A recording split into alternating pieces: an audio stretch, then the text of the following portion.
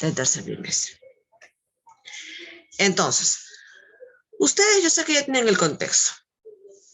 El Tahuantinsuyo nunca, no apareció como un imperio, no. Ustedes saben que primero fueron una sociedad que se desarrolló, que se expandió gracias a sus grandes gobernantes y que aproximadamente se dice que aparece, ¿no? La sociedad inca aparece aproximadamente en el siglo X, ya, aproximadamente.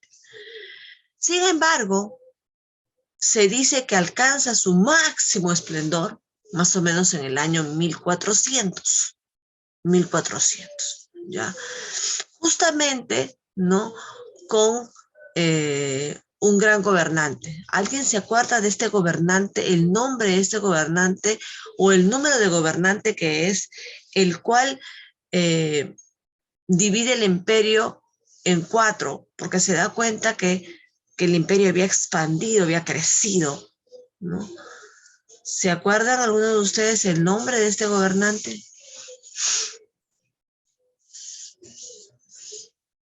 ¿Quién fue?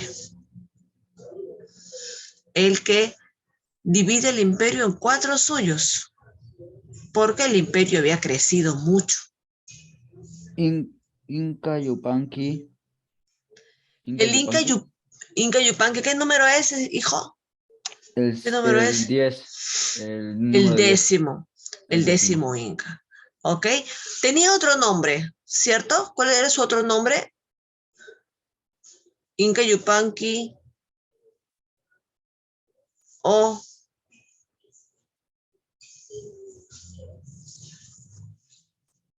Ay, por favor, ayuden a Joel.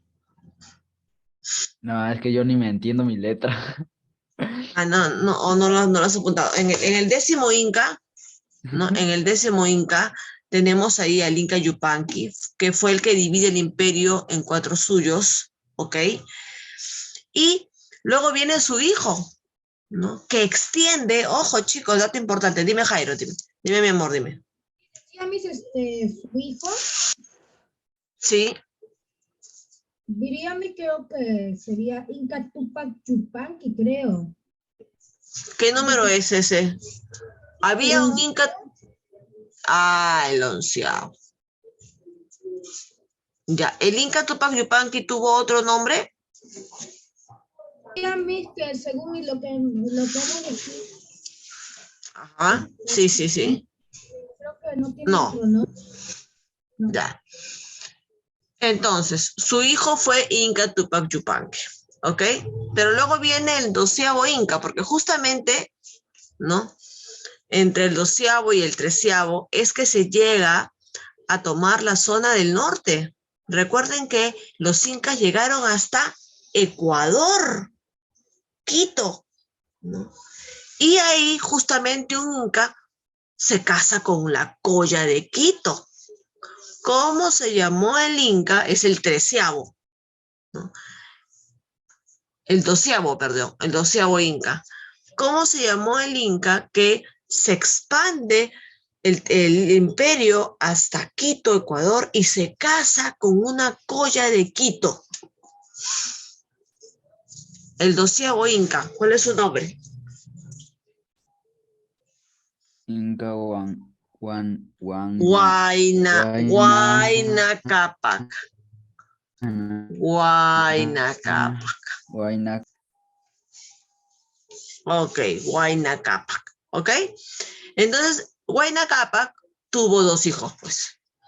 Uno con la Colla de Cusco, que fue Huáscar, ¿cierto? Y una con la Colla de Quito, que fue Atahualpa. Dato importante que debemos recordar. Entonces, ¿no? Huayna Cápac le cede el Tucurricu. ¿Quién sería el verdadero descendiente a gobernar de Huayna Cápac? Porque no fue ni Huáscar ni Atahualpa en realidad. El elegido era otro. ¿Quién era el Auqui, perdón, el Auqui que iba a gobernar después de Huayna Cápac? Tiene un nombre peculiar. Y muere ahí nomás al lado de su padre. Y por eso es que nunca gobierna. Inca Huayna Cápac. No. Estamos hablando de Huayna Cápac, Jairo. Ya estamos hablando de Huayna Cápac, Jairo. Huayna Cápac tiene 2 hijos. Uno es con la Colla de Quito, que es Atahualpa, y otro es con la Colla del Cusco, que es Huáscar. Ahora, Huayna Cápac tuvo un elegido, un auqui. ¿Quién era? Huáscar. Antes de Huáscar, antes. Un Antes de elegido que murió. Murió Auqui. con su papá. ¿Quién era el auqui? Ah, ¿Quién era el verdadero auqui? Ninan Kuyokchi. Ninan Koyushi. Ninan Koyushi.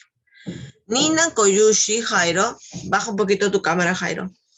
Ninan Koyushi era el verdadero auqui que iba a suceder a Huayna Cápac. Pero ¿qué pasa con Huayna Cápac y con Ninan Koyushi? Mueren de viruela. Recuerden que, hijos, ya para esto ya era el año 1500, ojo, ya era el año 1500, y ya para esto Cristóbal Colón había llegado a América del Sur, ojo, ya había llegado a América, y con esto habían llegado embarcaciones. ¿Y qué pasaban con las embarcaciones? Con los animalitos que venían en las embarcaciones, ¿qué traían? ¿Qué traían? viruela, una enfermedad. Enfermedades como la viruela, como el sarampión, ¿ok? Entonces traían enfermedades. Entonces, chicos, las enfermedades llegaron al imperio y Ninan Koyushi muere de viruela al lado de su padre. Entonces, no se le cede la Mascaypaya. ¿A quién? A Huáscar. Huáscar es el 13º Inca. ¿Y quién se muere de envidia? Atahualpa, ¿no? Y para que esté tranquilo Atahualpa, le dan el título de jefe militar.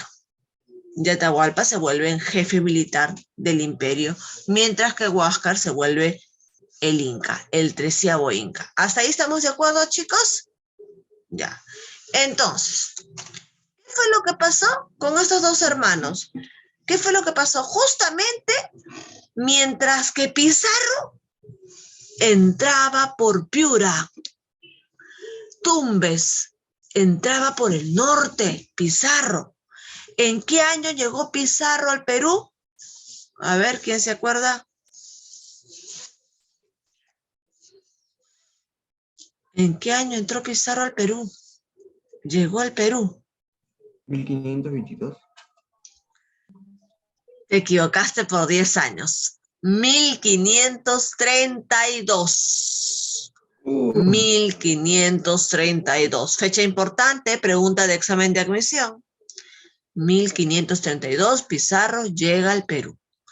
Ahora, mientras que Pizarro llegaba por el norte, chicos, ¿qué problemas estaba pasando en el Tahuantinsuyo, Jairo? ¿O es que no había problemas? Había problemas, creo que había como guerra. Ah, muy bien. Había una guerra civil, una guerra interna. ¿Entre quiénes? ¿Quiénes estaban en la guerra? ¿Quiénes peleaban, Jairo? Los militares del Inca. ¿Qué incas? ¿Por qué peleaban? A ver, recuerda. Había una guerra interna. De las tierras, creo, por posesión de esa tierra. A ver, Joel, de repente Joel se acuerda quiénes peleaban en esta guerra civil. ¿Qué incas estaban peleando? Vamos a darle unos segundos a Joel, Adrián. Segundos nomás, ¿ah? A la una, a las dos. Ustedes saben quiénes peleaban, los acabo de mencionar. No hace falta buscar. ¿Quiénes peleaban por el poder? Adrián, ahora sí, ya dimos tiempo. A ver, vamos a ver si tu internet te deja decirlo. Huáscar y Atahualpa estaban peleando por la Los, Mascaipacha.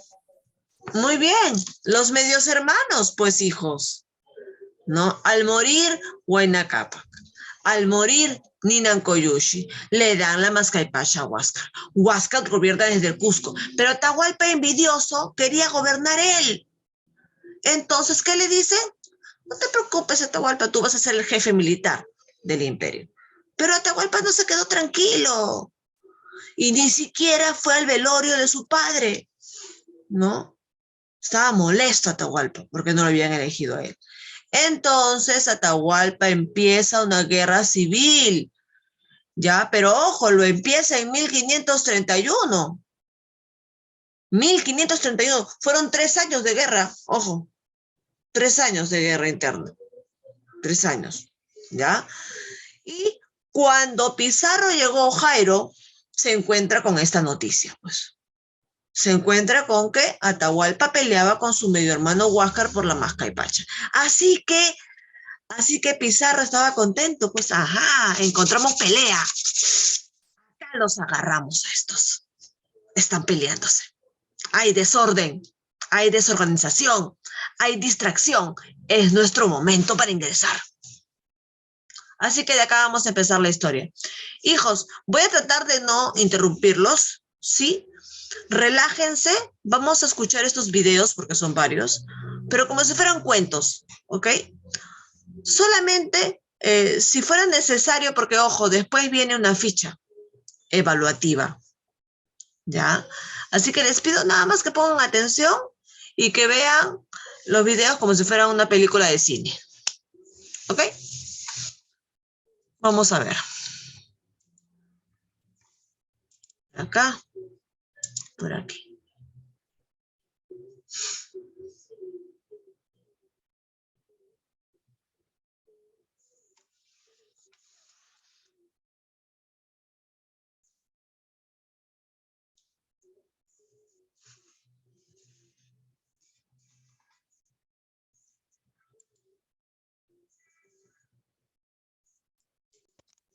Estás contando los segundos hasta que puedas saltar el anuncio, ¿verdad? Pero ¿qué pasaría si no tuvieras que volver a ver un anuncio? ¿Qué tal si tú...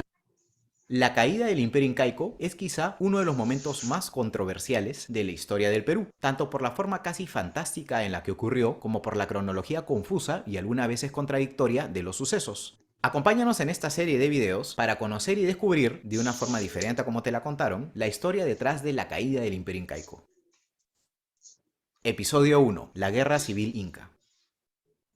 Nuestra historia comienza en el año 1525. Por aquel entonces, el Sapa Inca del Tahuantinsuyo era Huayna Cápac, considerado oficialmente como el 12º Inca y recordado principalmente por llevar al Imperio Incaico a su máximo esplendor, logrando expandir sus fronteras desde el sur de la actual Colombia hasta el centro del actual Chile y del Océano Pacífico hasta la cuenca del Amazonas.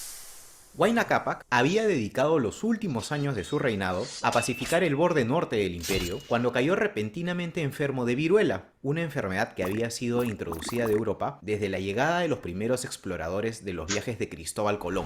Desde aquel entonces, plagas como la viruela, el sarampión, el cólera, la malaria y la fiebre amarilla habían avanzado sin cuartel por el continente americano, cobrándose la vida de una innumerable cantidad de nativos, quienes no contaban con las defensas inmunológicas para poder hacer frente a estos males. En su lecho de muerte, Huayna Cápac nombró como heredero del imperio a su hijo Ninancuyochi. Seguramente en este punto te estarás preguntando quién fue este Ninancuyochi y por qué no aparecía en tu lámina Huascarán de los 14 incas del Imperio Incaico. Bueno, no te sientas mal. Resulta que el reinado de Ninancuyochi se caracterizó por ser tan breve que cuando Huayna Cápac lo nombró heredero, este ya había muerto, también a causa de viruela. Como Ninancuyochi nunca llegó a ceñir la Mascaipacha real en su frente, no se le considera oficialmente como un Sapa Inca. Muertos el Inca y su hijo mayor, el imperio se enfrentó a una crisis sucesoria que amenazaba la paz y la estabilidad que tanto trabajo había costado alcanzar. Verán, al igual que con las monarquías europeas, en el incanato el poder era pasado del padre al hijo. Sin embargo, si el inca resultaba tener múltiples hijos con diferentes esposas, las costumbres incaicas no reconocían los derechos del hijo mayor. En cambio, en el imperio incaico se esperaba que ante un conflicto de sucesión fuera el hijo más listo, valiente y hábil quien terminara imponiéndose, sea por la fuerza o a través del favor y reconocimiento de la élite cusqueña. Incluso si el inca llegaba a designar un heredero, no había garantías de una transición pacífica. Luego de la muerte de Huayna Cápac, su hijo Huáscar fue coronado en el Cusco como Sapa Inca, con el apoyo casi unánime de los señores de las principales panacas cusqueñas. Su otro hijo, Atahualpa, permanecía en Quito, que hasta ese momento había servido como capital interina del imperio durante la duración de la campaña militar que había emprendido su padre. Atahualpa y Huáscar eran medios hermanos que provenían de diferentes familias reales, y según relatan las fuentes, eran de personalidades completamente opuestas. Mientras que Atahualpa exhibía un ávido interés por los asuntos militares y se mostraba extremadamente severo, Huáscar no tenía mayor interés por la conquista militar, y aunque sería recordado por cometer actos igual de crueles a los de su hermano, al parecer lo suyo eran los excesos.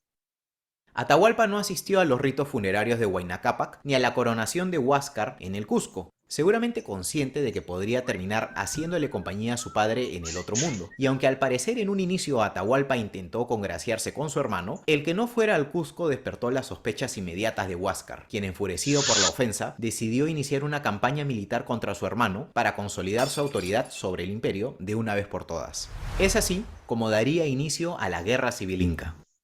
Sin embargo, los números no estaban precisamente... ¿Se dan cuenta, chicos? ¿No? La guerra civil empezó años atrás, ojo.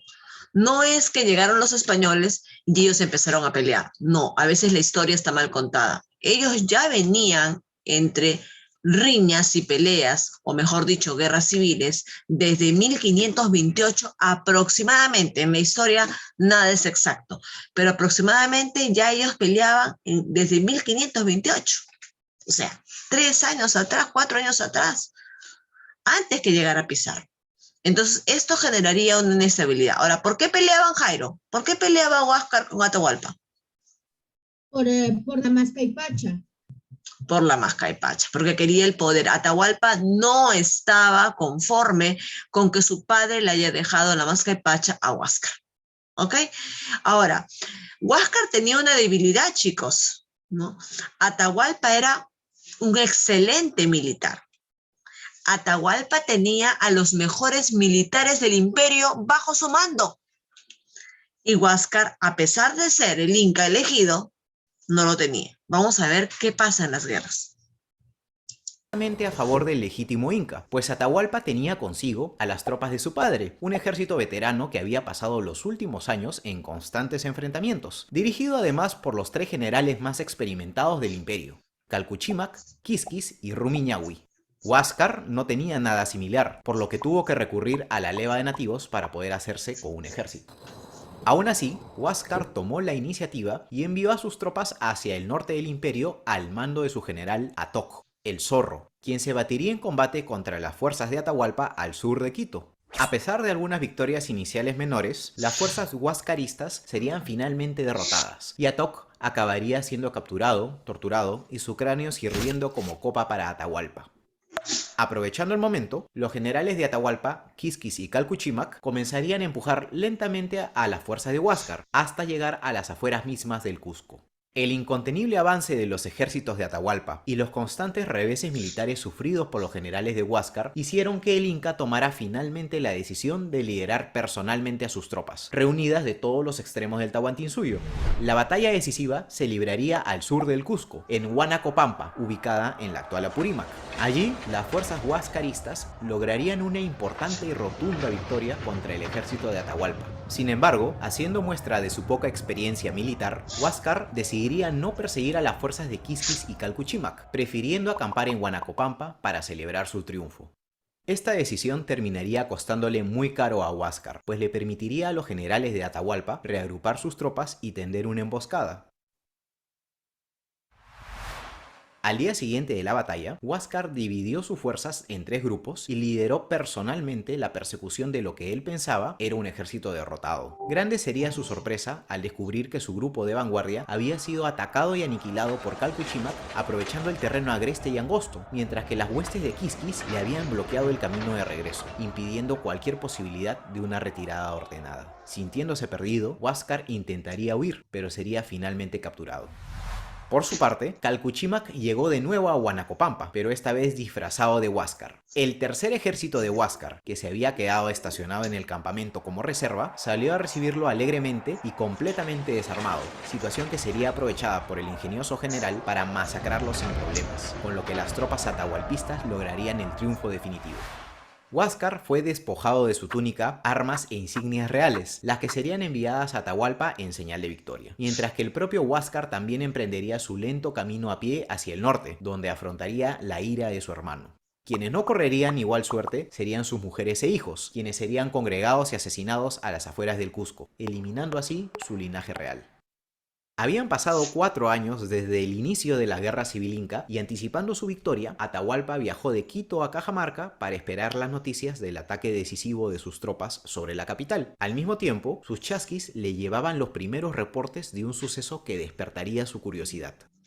Según sus mensajeros, extraños forasteros de rostro barbudo habían llegado a la costa norte del imperio en inmensas casas flotantes. Estos personajes iban montados en grandes bestias nunca antes vistas y usaban varas con el poder de generar truenos y nubes de humo. Según sus informes, los forasteros que habían llegado a Tumbes se abrían paso saqueando, torturando y matando a los jefes locales. Sin embargo, lejos de obstruirles el paso, Atahualpa les permitió avanzar, probablemente consumido por la curiosidad y el deseo de conocer la procedencia de estos personajes, y muy seguro de la aplastante superioridad numérica de sus tropas, sin saber que esa decisión terminaría por sellar su destino y el de todo su pueblo. Acompáñanos en el siguiente episodio de esta serie. Entonces, hasta aquí creo que todo está claro, ya lo sabían, ¿cierto?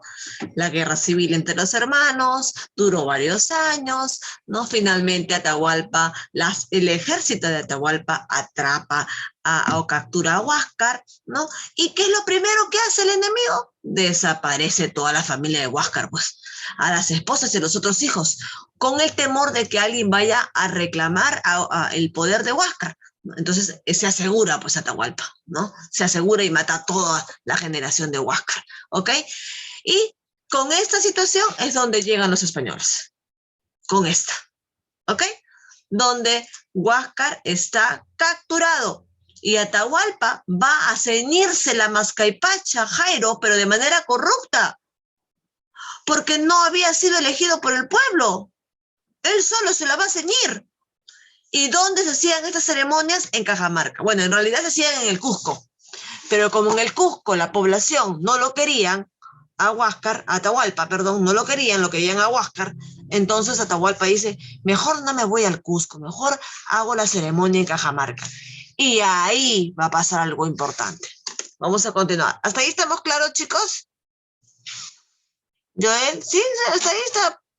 Papayita. Vamos a ver.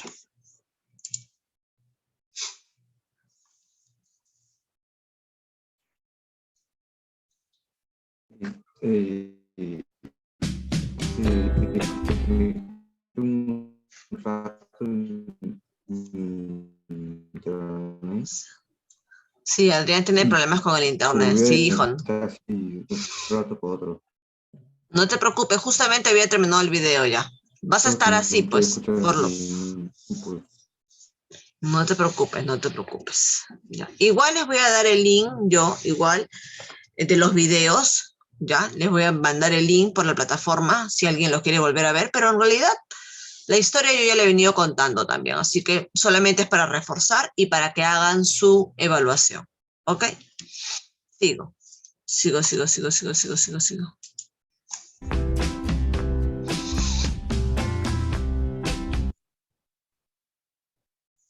La costa norte del actual Perú. Al instante, los españoles quedaron deslucidos. Es quizá uno de los momentos más controversiales de la historia del Perú, tanto por la forma casi fantástica en la que ocurrió, como por la cronología confusa y algunas veces contradictoria de los sucesos. Acompáñanos en esta serie de videos para conocer y descubrir, de una forma diferente a como te la contaron, la historia detrás de la caída del Imperio Incaico. Episodio 2. El inicio de la conquista. En el año 1528, un pequeño grupo de conquistadores desembarcó por primera vez en el pueblo de Tumbes, ubicado en la costa norte del actual Perú. Al instante, los españoles quedaron deslumbrados con las grandes murallas de piedra del poblado y sorprendidos con el cordial recibimiento de la población local. Este primer contacto resultaría muy amistoso, y tanto los exploradores españoles como los jefes locales, a quienes nombraron coloquialmente orejones, aprovecharían la ocasión para intercambiar regalos e información. Finalizado el intercambio, los exploradores españoles regresaron donde su líder, el conquistador Francisco Pizarro, para informarle que se encontraban en el borde externo de lo que parecía ser un gran imperio, cuyo señor... ¿Se dan cuenta de la estrategia que utilizó Pizarro? O sea, Pizarro, que era el jefe de la empresa expedicionista, no es que se iba de buenas a primeras a un lugar desconocido. Tonto no era, nada tonto. Mandaba a sus tripulantes, ¿no? A la gente que estaba a su cargo, que trabajaban para él, ¿no? Los dejaba ahí en la orilla y esta gente tenía que penetrar en las tierras y averiguar, sacar información. Y lo hacían muy bien. Y dice la historia, chicos, que estos personajes se encontraron con dos jovencitos incas. Dos jovencitos, serían jatunrunas, de repente campesinos, ¿no? Se llama Filipillo y Martincillo. Bueno, los españoles le pusieron esos nombres. Y ellos, esos jovencitos, son los que le dan toda la información de lo que pasaba en el imperio. Que estaban en las peleas, que quién era el inca que estaba gobernando Atahualpa a presión, que Huáscar estaba encerrado, que era su medio hermano. Todo el chisme. ¿Ya? Martincillo y Filipillo. Ahora, a ellos se los llevan, les cuento. A estos se los llevan a España y le enseñan castellano. ¿Pero qué? ¿Por buena gente, Joel? Pizarro se los lleva a España por buena gente, enseñarles castellano. ¿Qué crees tú? ¿Por qué se los lleva a estos dos campesinos a España en 1528? ¿Cuál crees que era su verdadera intención? Yo creo que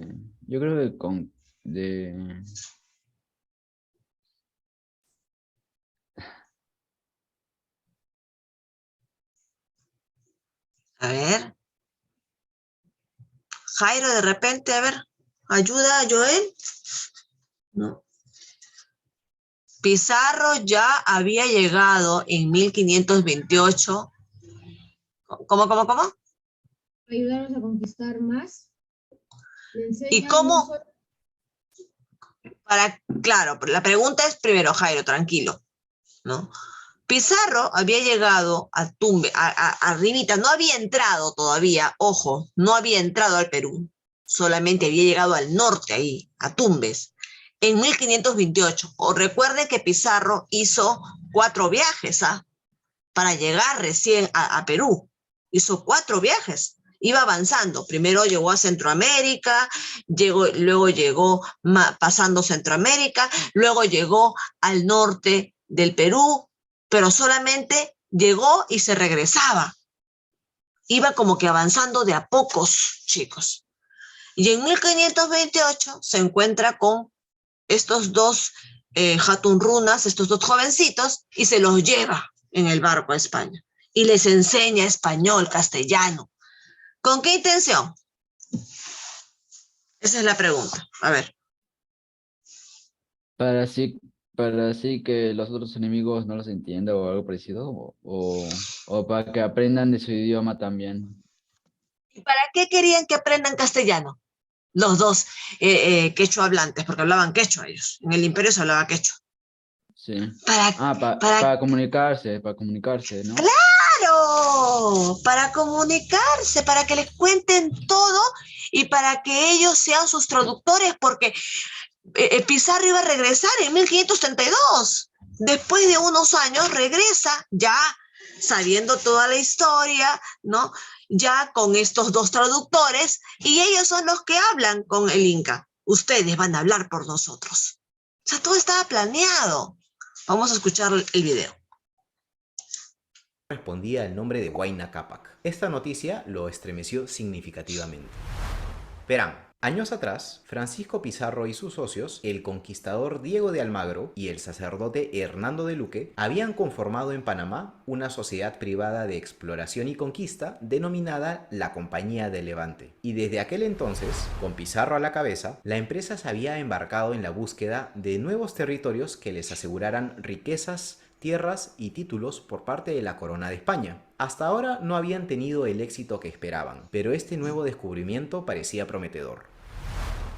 Sin embargo, en 1528, Pizarro era consciente de no contar con las tropas ni los recursos suficientes para iniciar la conquista del Perú, así como estaba al tanto del riesgo de que otros españoles con ambiciones similares reclamaran propiedad sobre estas tierras. Decidido a no permitir que nadie le arrebatara lo que consideraba por derecho suyo, Pizarro alistó su regreso a España para buscar legitimar su derecho sobre estos territorios. Es así como en 1529 Pizarro lograría obtener una audiencia con Carlos V, quien era el rey de España, emperador del Sacro Imperio Romano Germánico y probablemente el hombre más poderoso del mundo en aquel momento. Sin embargo, debido a que Carlos V tuvo que viajar de último momento a Italia para ser coronado por el Papa, dejó el asunto en manos del Consejo de Indias y de la reina Isabel de Portugal, su esposa. Aprovechando esta oportunidad, el trujillano no escatimó en detalles a la hora de describir las tierras y pueblos descubiertos a lo largo de su segundo viaje expedicionario, avalando su relato con piezas de oro y plata, cerámicos y textiles de toda clase, camélidos sudamericanos e incluso con indios que había traído consigo desde Tumbes. La reina Isabel, sin duda convencida con el relato, le otorgó a Pizarro la licencia real para iniciar la conquista del Perú desde el río Santiago, ubicado en la costa del actual Ecuador, y por 200 leguas en dirección sur, terminando en el pueblo de Chincha. A esta licencia se le conocería como la Capitulación de Toledo, y entre otras cosas, le otorgó a Francisco Pizarro los títulos de gobernador, alguacil mayor y capitán. Punto importante, ¿no? Pizarro, si bien es cierto, chicos, ¿era un hombre ignorante o era un hombre estudiado?